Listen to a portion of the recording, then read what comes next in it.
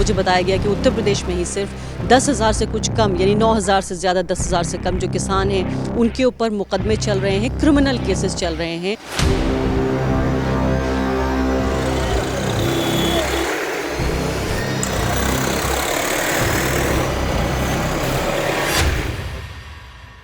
हम 3 लोग थे तो 3 लोगों के ऊपर उन्होंने अंदर भी लाठियां चलाई। 17 लोग दूसरे थाने में, जो एक हमारे नज़दीकी थाना जो है बाबरी थाना पड़ता है, 17 लोग उधर थे, 3 लोग हम यहाँ थे। तो वहाँ एक बड़ा फ्लैग मार्च पुलिस लेके आई, लगभग 200-300 लोग उनके साथ थे जो विभिन्न जो है पदों पे थे। वो जैसे ही निकले उन्होंने हम लोगों को देखा और सीधा एकदम से कहना शुरू कर दिया कि तुम लोगों को बर्बाद कर देंगे, और तरह तरह के जो है उन्होंने एलिगेशन जातिगत जो है उसमें जातिगत बातें भी की कि जाट गर्दी निकाल देंगे यहाँ।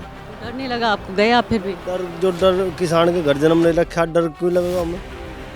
किसान के घर जन्म ले रखा, देश आजाद जो करवाई किसानों ने तो करवाया था। और फिर हम तो मतलब सरकार अगर कोई कानून हमारे पर थोप पगी तो हम तो उसका विरोध करेंगे, चाहे कुछ हो इसमें। तो मतलब जिस प्रकार से उन्होंने दमन करने का प्रयास किया, तो इसका एक ही रास्ता था कि आवाज़ को बुलंद करना।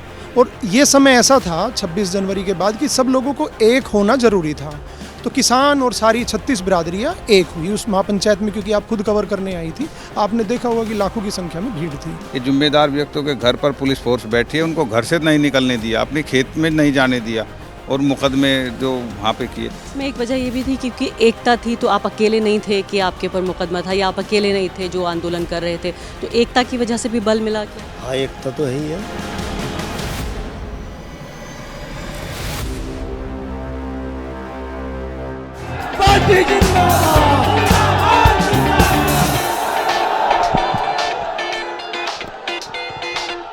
नमस्कार, द वायर में आपका स्वागत है। मैं हूं आरफा खानम शेरवानी। आपको मालूम है कि तीनों कृषि कानूनों के वापस होने के बाद किसान आंदोलन ख़त्म हो चुका है। किसान अपने अपने घर वापस लौट चुके हैं और भाजपा ये उम्मीद कर रही है कि जो गुस्सा किसानों में था उनके प्रति वो चुनाव में उसका वो जाहिर नहीं करेंगे। लेकिन कई जो चीज़ें पीछे छूट गई हैं, जिस पर ख़ासकर जो राष्ट्रीय मीडिया है उसका ध्यान नहीं जा रहा है, वो ये कि इन किसान आंदोलनों के दौरान जो ख़ासकर 3 जो महत्वपूर्ण राज्य थे जिनके किसानों ने, किसान नेताओं ने, छोटे किसानों ने, मंझले बड़े किसानों ने जो भाग लिया, उनमें हज़ारों की तादाद में किसानों के ऊपर मुकदमे हैं। कम से कम जो किसान यूनियंस हैं वो इस बात का दावा कर रही हैं। मुझे बताया गया कि उत्तर प्रदेश में ही सिर्फ 10,000 से कुछ कम यानी 9,000 से ज़्यादा 10,000 से कम जो किसान हैं उनके ऊपर मुकदमे चल रहे हैं, क्रिमिनल केसेस चल रहे हैं।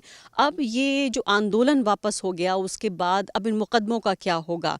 क्या कोई इस तरह की एक आम माफ़ी की घोषणा अगर होनी थी तो अब तक हो जानी चाहिए थी? जो लोग जिनके पूरे करियर्स और उनके जीवन इसको लेकर जो सफ़र कर रहे हैं लोग, उनमें से कुछ लोग हमारे साथ मौजूद हैं। हम यहाँ पर शामली के भैंसवाल गांव में मौजूद हैं और आपको याद होगा कि एक बार एक किसान महापंचायत कवर करने के लिए हम यहाँ आए थे और ये इस पूरे इलाके की उस केंद्र भी रहा उसका, जहाँ की किसान आंदोलन पनपा और उसने एक अलग शेप ली। यहाँ पर उन कुछ लोगों में से लोग मेरे साथ मौजूद हैं जिनके ऊपर मुकदमे हैं और वो हमें बताएंगे कि उनका क्या कसूर था, क्या दोष था उनका जिसकी वजह से उनके ऊपर मुकदमे दर्ज हुए। इसमें सबसे ज़्यादा जो गौर करने वाली बात है, जो ध्यान देने वाली बात है, वो ये कि ये मुकदमे साफ तौर पर उस दौरान दर्ज किए गए जब आपको याद होगा कि सोशल मीडिया पर पूरे तरीके से एक कैंपेन चलाया गया कि ये राष्ट्रद्रोही लोग हैं, इनको ISI फंड करता है, किसी का कहा गया ये खालिस्तानी लोग हैं, इनको यूरोपियन जो नेशंस हैं वो फंड करते हैं, और इस सब के दौरान इनके ऊपर मुकदमे भी दर्ज किए गए। तो मैं आपसे जानना चाहती हूँ, आपका नाम क्या है? मेरा नाम उमेश कुमार है। उमेश जी, मुझे बताइए आपकी किस दिन आपके ऊपर मुकदमा हुआ, क्या वजह थी और क्या आपको लगता है कि क्यों आपके ऊपर मुकदमा दर्ज किया गया? देखिए, ये वो दिन था 26 जनवरी सन 2021 था। उस दिन सभी को जो है ट्रैक्टर रैली निकालने का एक आह्वान था। उस दिन जो है दिल्ली में भी निकाली गई थी और हम यहाँ पे हमने सब क्षेत्र के जो किसान थे सब इकट्ठा हुए। तो हम जो है हमारा ज़िला जो मुख्यालय था उस पर हमारा जो है ट्रैक्टर जो है रैली निकालने का था। तो उसके लिए हम ट्रैक्टर रैली लेकर अपने गांव से बहुत शांतिपूर्वक तरीके से, हम सब लोग साथी हैं, सब लोग किसान भाई, और हम आप सब चारों एक ही गांव के लोग हैं आप? हाँ, हाँ। तो फिलहाल सब इसी गांव के हैं और नेम्ड भी हम जो है इसमें इसी गांव के हैं मैक्सिमम, क्योंकि यहीं से हमारा गया था जत्था। तो हम लोग जो है बहुत शांतिपूर्वक हम बाज़ार से शामली से होते हुए हम एक लाइन के साथ में वहाँ जिला मुख्यालय पर शामली में पहुँचे थे, कलेक्ट्रेट पर।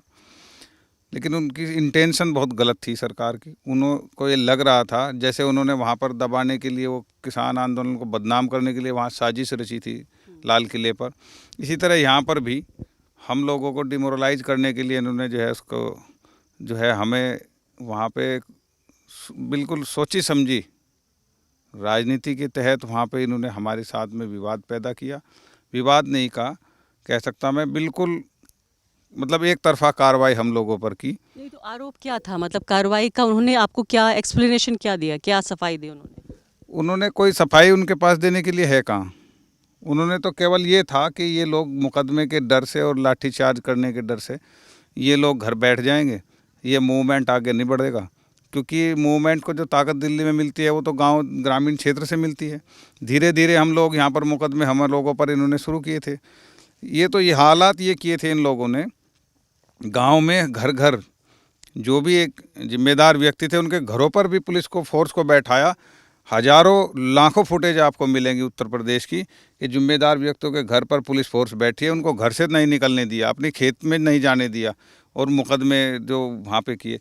26 जनवरी का आपने पूछा, मैं बता दूं वहाँ पे तो जो हम शांतिपूर्वक वहाँ पर हम गए थे तो हमारे कुछ साथी जैसे ही हम कलेक्ट्रेट तक पहुँचे और हमारा आंदोलन वहाँ पर रुका, तो उसमें आंदोलन में हम वहाँ पर रुकने के बाद में हमारे साथी कुछ चाय पीने के लिए वहाँ रुक गए ट्रैक्टर लेकर कि साहब अब वापस अपने घरों को जाएंगे। तो हम लोग तो काफिले के साथ वापस आना शुरू हो गए। हमें पता नहीं था ये मुकदमा दर्ज करेंगे, क्या नियति है इनकी। तो इन्होंने वहाँ पर कुछ लोगों के साथ में उन लोगों को, किसान भाइयों को ज़बरदस्ती गाड़ी में डालकर ले जाना शुरू कर दिया। उनके ट्रैक्टर थानों में ले जाने की कोशिश की। भाई है साथ में अनुज पवार, मैं आंदोलन के आगे था नेतृत्व में, मतलब एक व्यवस्था बनाने में, ले जाने में, तो मैं तो आगे निकल गया। तो भाई जो है बताएगा आपको, पीछे ये रह गए इन लोगों के साथ में कैसे उन्होंने जांचती की।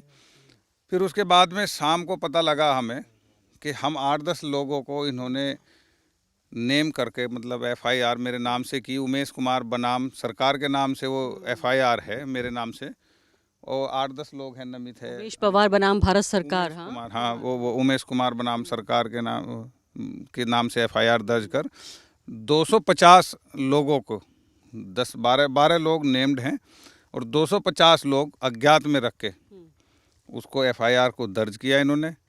लेकिन हमें पता लग गया कि मुकदमा दर्ज गया, हम वहाँ से नहीं हटे और हम थाने पर बैठ गए। थाने पर बैठने में भाई जेल जाएंगे कोई बात नहीं, सब लोग जाएंगे। तो रात में इन्होंने हमें फिर मुचलकों पर छोड़ा, इन भाइयों को, सबको, किसानों को। उनके ट्रैक्टर बड़ी मुश्किल से वापस किए जब किसान इकट्ठा होने शुरू हो गए। तो इस तरह से प्रताड़ित करने का काम इन लोगों ने आप ये किया। कह रहे हैं कि अभी भी मुकदमा चल रहा है, जमानत पर ही से चल रहा है। अगले दिन जो है बहुत भारी संख्या में पुलिस फोर्स, 2-3 गाड़ी PSC की, 2-3 CO, inspector, additional SP, SDM वगैरह आए। और हमारे आदरणीय प्रोफेसर साहब हैं सुधीर पवार जी, उनके मकान के यहाँ से, घर से गुजरे। वहाँ पर भी उनको बड़ा टेरर उन्होंने फैलाने की कोशिश की गली मोहल्लों में। वो वीडियो फुटेज शामिल है उसमें, वीडियो मौजूद है, भारत समाचार चैनल पर वो वीडियो चली भी। उसके बाद में वो लोग मेरे घर पे भी गए, मेरे घर पे लेंटर लगा हुआ था, तो वहाँ पर भी मेरे परिवार वालों को उन्होंने बहुत डराया धमकाया कि मकान गिरा देंगे, इस पर बुलडोज़र फेर देंगे, तुम्हें पता नहीं है कि बुलडोज़र चलवाते हैं योगी जी। तो वो वहाँ पे उन्होंने मकान पे भी मेरे धमकी दी। फिर वो एक प्राइमरी स्कूल है वहाँ पहुँच गए भाई, वहाँ पर गए। मैं भी यहाँ खेत में कार्य कर रहा था पीछे, तो मैं यहाँ से काम छोड़ के मैं भी घर वहाँ पे गया। तो बाकी इन लोगों ने फिर पुलिस का सामना वहाँ पे भी किया। उनके लोगों से मैं जानने की कोशिश करती हूँ, और आप इससे आपको ये अंदाज़ा भी हुआ होगा कि किसान आंदोलन जब आपने देखा साल भर, हमने आपको ये तो बताया कि कितना सर्दी, गर्मी, बरसात, तूफान, सबसे लड़के किसान आंदोलन को जारी रखा उन्होंने। लेकिन आपको ये भी अंदाज़ा लगाइए, आपकी जो फर्स्ट हैंड अभी ये रिपोर्ट बता रहे हैं कि कैसे लोगों के घरों पर पुलिस ने दबिश दी, किस तरह से जो ज़ोर आजमाइश की, धमकाने की कोशिश की। और ये पुलिस के जो मुकदमे हैं ये उसी दौर के हैं जब किसान आंदोलन अपने चरम पर था। इसके बाद में इन्होंने मुझे जो है, फिर मैं डिस्ट्रिक्ट बोर्ड का यहाँ पे चुनाव लड़ा, तो चुनाव के दौरान इन्होंने 2 महीने बाद उस मुकदमे के नाम पर मुझको जेल भेजा ताकि मेरा चुनाव डिस्टर्ब हो जाए। तो लेकिन क्योंकि मैं तो अंदर था, चुनाव मैं लड़ रहा था, जनता तो अंदर नहीं थी, वोटर तो अंदर नहीं थे, तो वोटर ने, सब भाइयों ने मिलकर इन्होंने उसका मुंह तोड़ जवाब दिया और चुनाव में जीत दर्ज कराई। तो आप जेल में थे जब आप चुनाव जीत हाँ, गए? मैं जेल में था। इन्होंने मुझे 2 महीने बाद उस मुकदमे के नाम पर मुझे जेल भेजा था और मैं उसमें 4-5 दिन में जेल में रहा। 23 तारीख में मुझे इन्होंने जेल भेजा था, अरेस्ट किया था, और मैं 25 तारीख में मेरे यहाँ वोटिंग हुई, मैं 27 में रिहा हुआ था, तो मेरा तो चुनाव भी जेल से ही हुआ। आप मुझे बताइए कि आपके साथ किस तरह का बर्ताव हुआ? क्या आप लोग आसपास ही थे, साथ थे जब ये मुकदमा दर्ज हुआ? क्योंकि 26 जनवरी तो का जो पूरा वाक़या है वो तो हमने भी कवर किया दिल्ली में, चूँकि लाल किले पे किसान वहाँ गए थे। हमें ये भी मालूम है कि उस दौरान एक किसान की मौत भी हो गई थी, जो बाद में उनके परिवार का कहना है कि वो हत्या थी। उसके बाद उन पत्रकारों पे भी मुकदमे हुए, जिन पत्रकारों ने उस परिवार की कहानी बताई, उसमें वायर के पत्रकार भी शामिल हैं। हमने सिर्फ इतना रिपोर्ट किया था कि ये परिवार जो किसान की मौत हुई है, वो ये कह रहा है, सिर्फ परिवार पे रिपोर्टिंग करना। तो हम ये कह रहे हैं कि किस तरह से किसानों को का आंदोलन दिखाने वाले पत्रकार हर तरीके से पुलिस ने दबिश दी। आप बताइए, आपका नाम क्या है? और क्या आपको ये भी लगता है, मैं आपसे ये भी सवाल पूछना चाहती हूँ कि जो लोग खासकर पॉलिटिकल पार्टियों की तरफ जिनका रुझान था या उनसे जुड़े रहे, उनके ऊपर ज़्यादा बल का प्रयोग किया गया? हाँ, सबसे पहली तो बात ये थी कि जो 26 तारीख की कॉल थी, उसमें से सारे किसान दिल्ली नहीं जा सकते थे। कुछ समस्याएं थी या जो नहीं जा सकता था, उन सब ने ये तय किया, क्योंकि उसमें पार्टी संबंधित भी कॉल थी या सब लोग उसमें सम्मिलित थे, तो सब अपना योगदान देना चाहते थे। तो सब ने, हमारे गांव ने भी ये तय किया, आसपास के गांव ने भी ये तय किया कि हम सब लोग, जो मुख्यालय है हमारा, तहसील जो है, हम तहसील तक जाते हैं, एक मार्च निकालते हैं। उन लोगों में जागृति बढ़ेगी, किसानों के समर्थन की भी बात थी, और ये जो काले कानून थे इन्हें वापस लेने की मांग भी थी, वो निरंतर तेज़ी से बढ़ती जा रही थी। तो हमारे गांव से भी एक बड़ा काफ़िला, आसपास के गांव के भी काफ़िले निकले, हमारे गांव से जो काफ़िला निकला उसमें आसपास के गांव के लोग भी सम्मिलित हुए।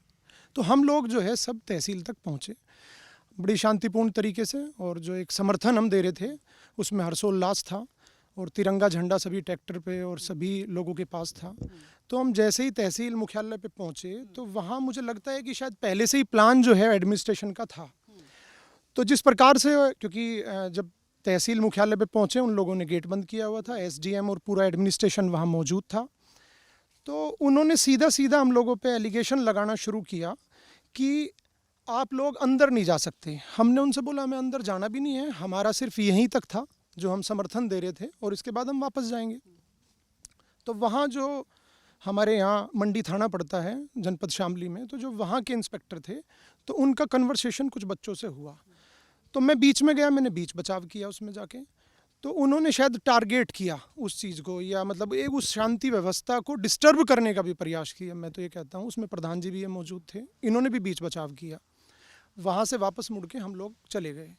तो वहाँ से मुड़ने के बाद हम जब शामली की तरफ जाते हैं, तो एक बच्चा मेरे पास आता है कि कुछ लोगों को, जो कुछ किसान हैं, उनके ट्रैक्टर वहाँ पुलिस ने रोक लिया। तो मैं उस बच्चे के साथ ही वहाँ वापस आ जाता हूँ। मैंने जाके देखा कि कुछ 6-7 जो है लोग जो खड़े थे, उनके ट्रैक्टर खड़े थे, उनकी सबकी चाबियाँ निकाल के, तो वहाँ सीओ एक प्रदीप कुमार जी थे, तो उन्होंने जो है वो चाबियाँ अपने पास रखी हुई थी और उन सब लोगों को गालियाँ देना शुरू कर रहे थे। तो मैंने उनसे जाके पूछा, मैंने कि इन्हें गाली देने की आवश्यकता क्या है, ये तो सब समर्थन में आए हैं, किसानों के समर्थन में आए हैं, क्योंकि वो विशेष समुदाय के लोग थे उनमें से ज़्यादातर, तो वो उनको टारगेट कर रहे थे। तो मैं जाके उनसे बीच बचाव किया, तो लेकिन मुझे लगता है कि वो सारा का सारा घटनाक्रम पीछे से कोई हैंडल कर रहा था, जहाँ तक मैं समझता हूँ। मुझे उम्मीद है शायद हमारे एक लोकल मंत्री है, उनके इशारे पे सारा काम हुआ। तो मैं जैसे ही गया और मैंने बीच बचाव किया, तो वो इंस्पेक्टर एकदम से आते हैं, उन्होंने सीधा मुझे टारगेट करके कहा कि ये सब डिस्टर्ब कर रहे हैं। तो सीओ ने जो है वहाँ लाठीचार्ज स्टार्ट कर दिया। तो मैं बीच बचाव किया, मैंने कहा आप इनको क्यों मार रहे हैं, आप मतलब अगर आपको मारना ही है तो हम लोगों को मारिए, ये सब लोग तो किसान हैं जो है, और सब लोग एक दूसरे का समर्थन कर रहे हैं। तो उन्होंने सब लोगों पे लाठियाँ बरसानी शुरू कर दी। हम लोगों को फिर गाड़ियों में डाल के मंडी थाना शामली में जो है वहाँ हम सब लोगों को लॉकअप में बंद कर दिया। उसके बाद अंदर भी जाके लाठीचार्ज उन्होंने किया। अंदर भी आपकी मतलब बाकायदा आपके ऊपर लाठी चलाई? हम 3 लोग थे, तो 3 लोगों के ऊपर उन्होंने अंदर भी लाठियाँ चलाई। 17 लोग दूसरे थाने में, जो एक हमारे नज़दीकी थाना जो है बाबरी थाना पड़ता है, 17 लोग उधर थे, 3 लोग हम यहाँ थे। तो उनके साथ भी जो बर्ताव किया वो सब लोगों ने बाहर आके बताया। हम तीनों क्योंकि एक ही लॉकअप में थे, तो हमारे साथ भी उन्होंने खूब डराने का और कैरियर ख़त्म करने का तरह तरह के जो है उन्होंने डराने का प्रयास किया। फिर उसके बाद जो है लगभग 2 घंटे बाद, 2 से 3 घंटे बाद सब लोग ये जो ट्रैक्टर यात्रा निकाल के वापस आ रहे थे, फिर सब ये लोग आए वहाँ, जिला अध्यक्ष आए, उमेश जी आए, सब लोगों का एक प्रेशर था। फिर उन्होंने हमारे मुचकुले भर के जो है उसके बाद हम लोगों को वहाँ से लगभग हमारा मेडिकल हो गया, क्योंकि काफ़ी चोटें थी, मेडिकल मेरे पास आज भी है वो, तो लगभग 12 बजे 11 और 12 के बीच में हम लोगों को रिहा कर दिया उस प्रेशर में जो है।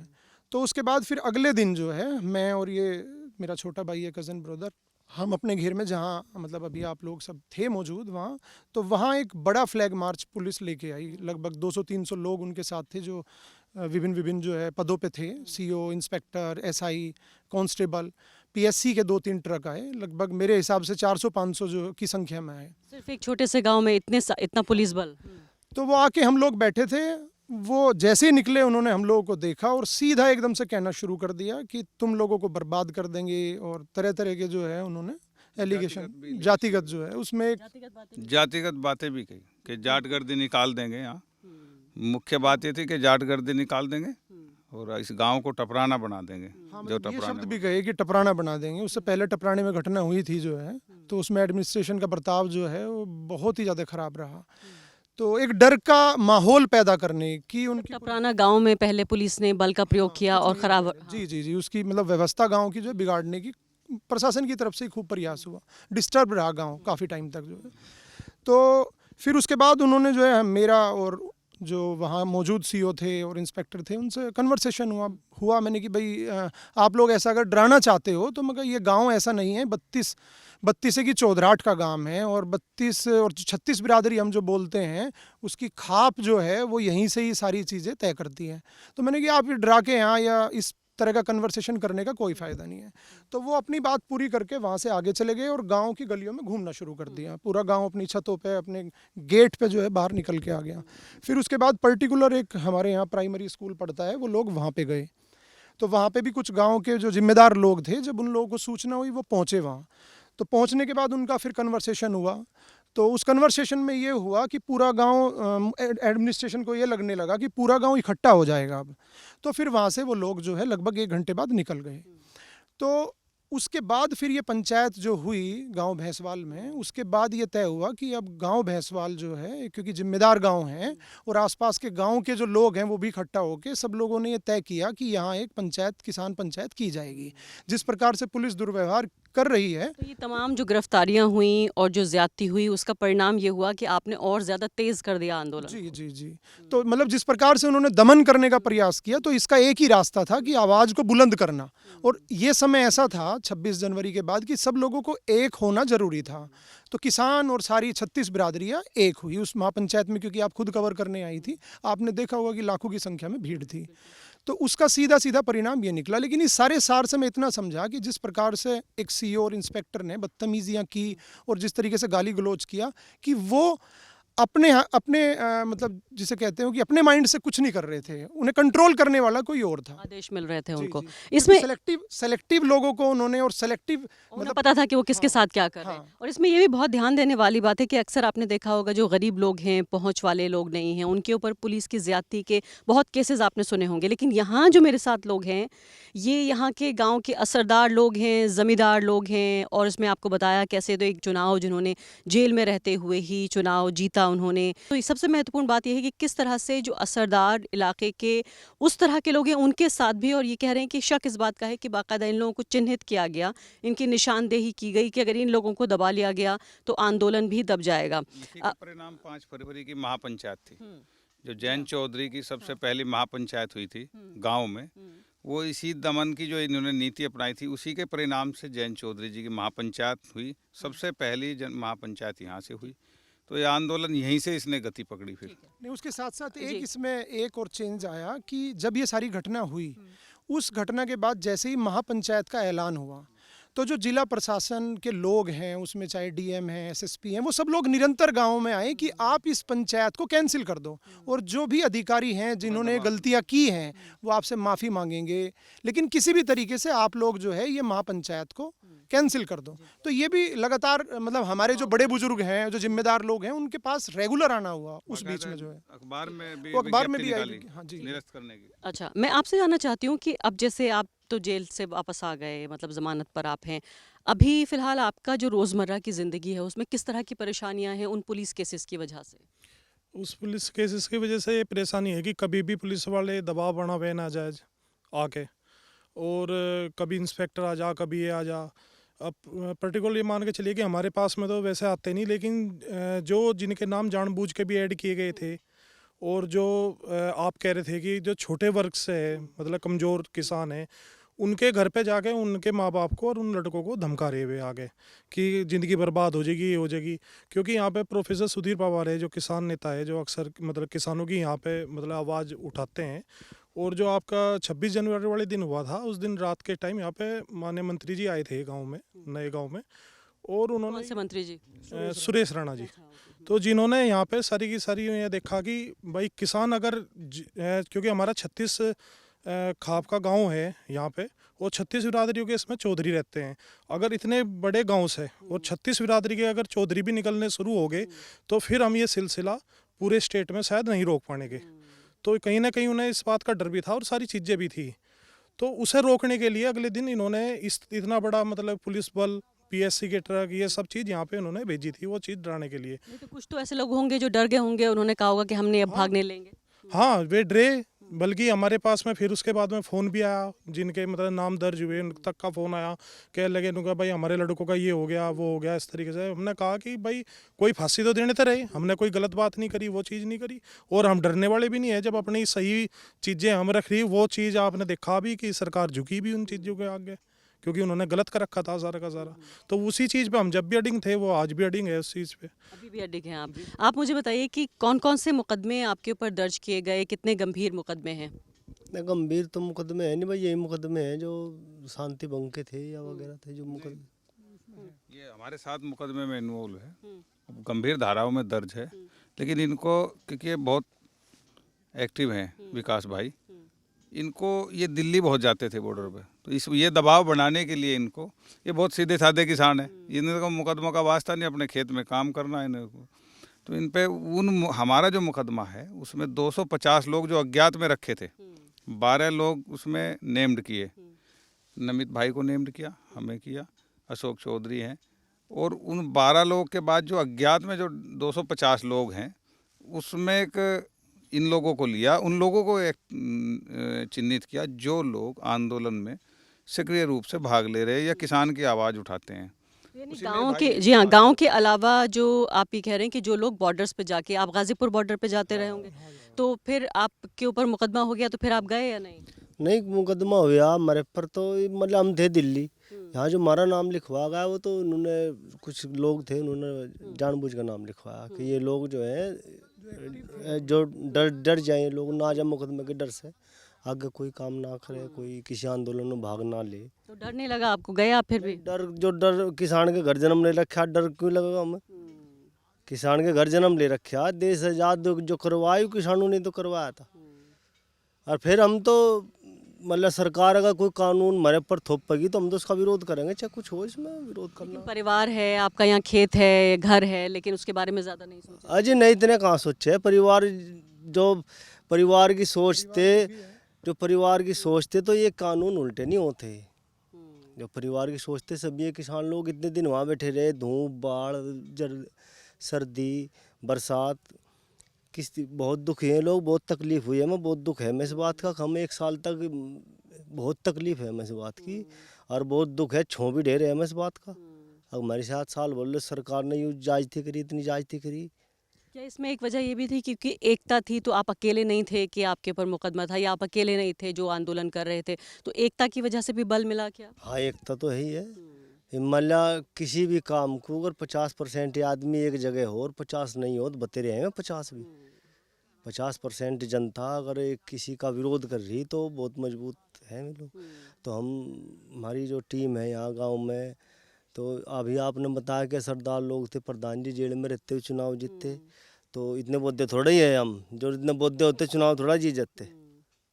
इतने मुद्दे होते हैं जेल में, चुनाव थोड़ा भी जो फैल जाते हैं, जेल का नाम सुनकर डर जाते लोग, करो मर गए भाई हम तो नहीं फुलाना। बहुत बहुत शुक्रिया आपका। तो आप एक चीज़ जी है, जी इन्होंने मेरा जो है ना जो मुझे सुरक्षा के लिए दिया गया था शस्त्र लाइसेंस, मेरा वो शस्त्र लाइसेंस भी इन लोगों ने निरस्त कर दिया है।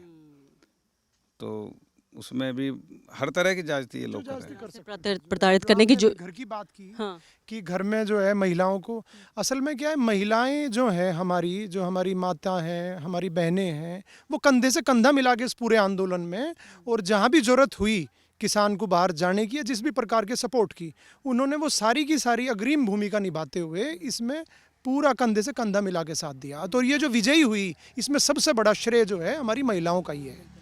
तो बहुत बहुत शुक्रिया। आप ये देख रहे हैं कि आपने किसान आंदोलन तो देखा, लेकिन किसान आंदोलन की जो बिहाइंड द कर्टन्स जिसे कहते हैं, पर्दे के पीछे की कहानियाँ अभी यहाँ पर बता रहे हैं वो, कि कितनी तकलीफ़, कितना दुख हुआ। और कभी शायद किसान इस बात को नहीं भूल पाएंगे कि किसान का जो अपना एक गौरव होता है, उसकी अपनी जो डिग्निटी होती है, जो अपना एक प्राइड होता है जिसके साथ वो अपनी फसलों की देखभाल करता है, और जिसे जो सन ऑफ द सॉइल, माटी पुत्र, धरती पुत्र कहा जाता है, उन किसानों के साथ जिस तरह की ज्यादती हुई, उसकी कहानी ख़त्म नहीं हुई है। हम जानते हैं कि किसान आंदोलन अपने आप में भारत के मौजूदा जो राजनीतिक इतिहास है, हालिया राजनीतिक इतिहास, उसका एक बड़ा अहम पड़ाव है कि पहली बार एक ऐसी सरकार जो बहुत ही अलोकतांत्रिक और तानाशाही तरीके से अपना बर्ताव बरत रही थी, उसको घुटनों के बल आकर इन जो कानून थे उनको वापस लेना पड़ा। और सिर्फ किसानों के अंदर ही शायद इतना दम था और इतना रुतबा था कि ऐसा हो सका। लेकिन किसान आंदोलन की जब ये कहानियाँ लिखी जाएंगी, जब किताबें लिखी जाएंगी, तो उसमें ये भी दर्ज होगा कि इस तरह के किसान जो आप हमें देख रहे हैं अभी हमारे सामने, आप उनकी व्यथा सुन रहे हैं, उनकी कहानी सुन रहे हैं